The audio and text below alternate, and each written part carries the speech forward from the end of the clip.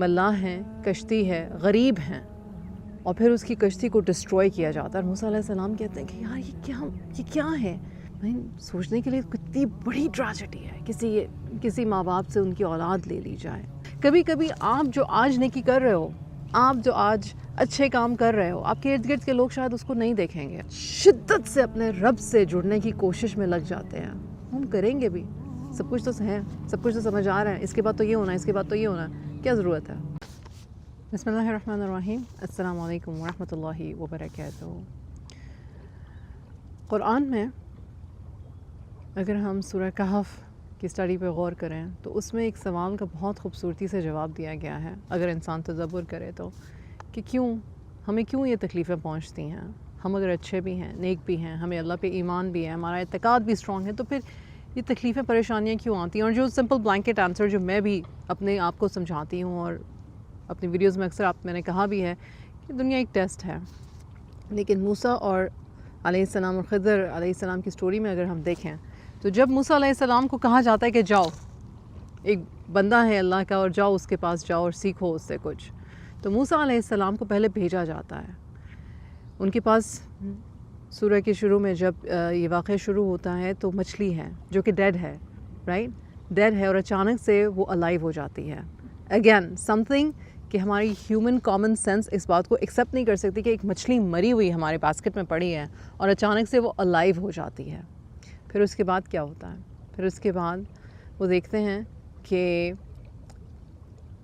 ملاح ہیں، کشتی ہے، غریب ہیں، اور پھر اس کی کشتی کو ڈسٹروائے کیا جاتا ہے۔ اور موسیٰ علیہ السلام کہتے ہیں کہ یار یہ کیا ہے؟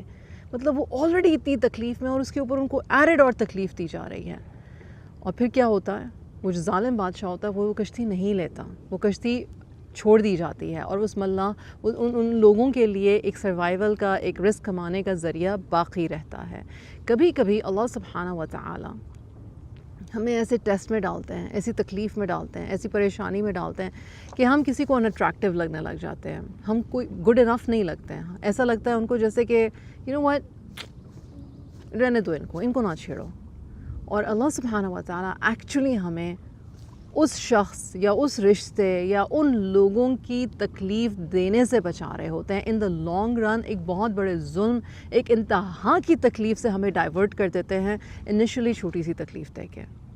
اسی طرح سے جب وہ بہت نیک صالح پیرنٹس ہوتے ہیں اور ان کی اولاد جو ہے وہ ان کو کفر کی طرف دھکیلنے والی ہوتی ہے اور اس بچے کا قتل کیا جاتا ہے، رائٹ، سوچنے کے لیے کتنی بڑی ٹریجڈی ہے، کسی ماں باپ سے ان کی اولاد لے لی جائے۔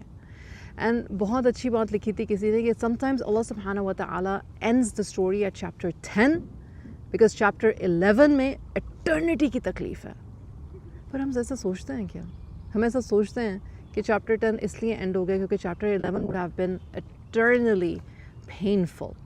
اللہ سبحانہ و تعالیٰ الرحمن الرحیم ہمیں کسی چیز سے بچا رہے ہوتے ہیں، ہمیں کسی تکلیف سے موڑ رہے ہوتے ہیں، اور اس کے بدلے میں ایک بہت خوبصورت چیز ہمیں دینا چاہتے ہیں اور دیتے بھی ہیں، وہ بعد میں انسان جا کے ریئلائز کرتا ہے۔ اسی طرح سے اگین اسی اسٹوری میں، اسی واقعے میں جب موسیٰ اور خضر علیہ السلام آگے جاتے ہیں اور وہ دیوار جو ہے وہ کھڑی کر دیتے ہیں، وہ بستی کے لوگ اچھے لوگ نہیں تھے، لیکن دیوار کھڑی کر دی، کیوں؟ خزانہ بچانے کے لیے۔ کس کا خزانہ؟ 2 یتیم لڑکوں کا۔ ان کا باپ کیا کرتا تھا؟ ان کا باپ ایک صالح تھا۔ کبھی کبھی آپ جو آج نیکی کر رہے ہو، آپ جو آج اچھے کام کر رہے ہو، آپ کے ارد گرد کے لوگ شاید اس کو نہیں دیکھیں گے، اس کو نہیں سمجھیں گے، اس کا بینیفٹ نہیں ریپ کریں گے، لیکن آپ کی آنے والی نسلوں تک کے لیے وہ کام، وہ جو آپ نے بیج بو دیا ہے، وہ آپ کا صدقہ جاریہ بننے والا ہے۔ کبھی کبھی میری اور آپ کی ایفرٹس کا ریوارڈ ہمیں ہماری زندگی میں نہیں دکھے گا، لیکن جنریشنز ریپ کریں گی، اور یہ اللہ سبحانہ و تعالیٰ کا ہم پر احسان ہے، یہ اللہ سبحانہ و تعالیٰ کا ہم پر احسان ہے۔ تو کہنے کا بات یہ ہے کہ جب لوگ یہ کہتے ہیں نا کہ کیوں میرے ساتھ کیوں ہو رہا ہے اور مجھے سمجھ نہیں آ رہی کہ یہ کیوں ہو رہا ہے، ہر چیز اس دنیا میں سمجھنے کی نہیں ہے۔ اگر ہمیں ہر چیز سمجھ میں آ جائے گی تو کیا ہم اللہ سے گڑ گڑا کے دعا بھی مانگیں گے؟ کیا ہم اللہ سبحانہ و تعالیٰ سے کہیں گے بھی یار اب پلیز مجھے نہیں سمجھ میں آ رہا، مجھے سنبھال لیں؟ کیا وہ جو ہم ایک شدت سے اپنے رب سے جڑنے کی کوشش میں لگ جاتے ہیں، ہم کریں گے بھی، سب کچھ تو ہے، سب کچھ تو سمجھ آ رہا ہے، اس کے بعد تو یہ ہونا ہے، اس کے بعد تو یہ ہونا ہے، کیا ضرورت ہے دعا مانگنے کی بھی؟ ایک سینس آف ایروگنس، ایک سینس آف کمپلیسنسی آ جائے گی۔ ہر بات ایکسپلین ہونا اور سمجھ آنا ضروری نہیں ہے، اور ہر بات جو جیسی دکھ رہی ہے وہ بالکل ویسی ہی وہ بھی ضروری نہیں ہے۔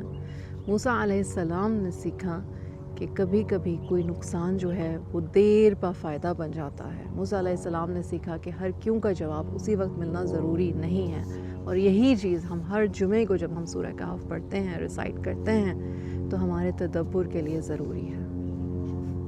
جزاک اللہ خیر۔ السلام علیکم ورحمۃ اللہ وبرکاتہ۔ ارم بن صفیہ کے چینل پہ ایجوکیشنل ویڈیوز اور کانسیپٹس کو سیکھتے رہنے کے لیے میرے چینل کو سبسکرائب کریں۔ شکریہ۔